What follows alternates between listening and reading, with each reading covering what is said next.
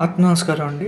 చాలామంది సూర్యోగ శాస్త్రాన్ని కాస్త సాధన చేసే ప్రయత్నం చేస్తూ ఉంటారు. లేదా వాళ్ళ యొక్క సాధనలో సూర్యోగ రహస్యాన్ని కాస్త అవలంబించుకుంటూ, ఆపాదించుకుంటూ సాధన చేస్తూ ఉంటారు.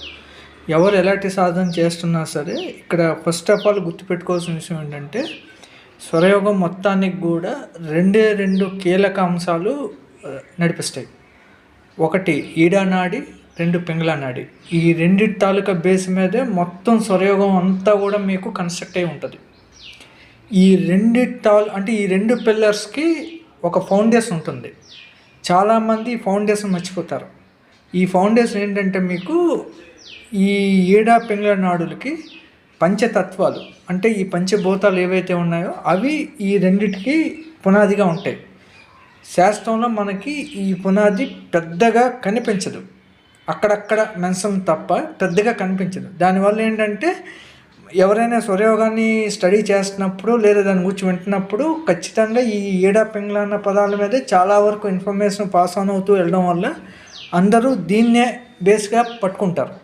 కానీ ఇది సాధనకి పిల్లర్స్, కానీ ఈ పిల్లర్స్ కింద ఫౌండేషన్ అనేది ఇంకోటి ఉంది, అది పంచతత్వాలు. ఇది ఫస్ట్ అర్థం చేసుకోవాలి.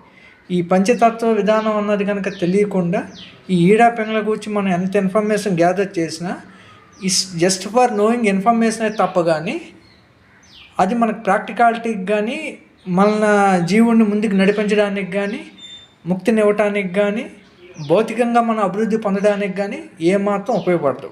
అది మాత్రం నిజం.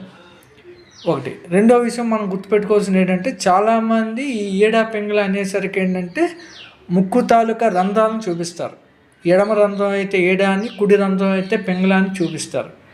ఇది యాక్చువల్గా దాని తాలూకా ప్రవాహానికి ప్రథమ ద్వారంగా చెప్పబడింది. ఇవి ఈడా పింగళ నాడులు కావు. ఈ ముక్కు కన్నాలు అన్నవి, అంటే నాసికా రంధ్రాలు అన్నవి ఈడా పింగళ నాడులు ఏమాత్రం కాదు అనే విషయాన్ని ఫస్ట్ ఆఫ్ ఆల్ సాధకులందరూ గుర్తుపెట్టుకోవాలి. ఇది ద్వారంగా ఆపాదింపబడింది.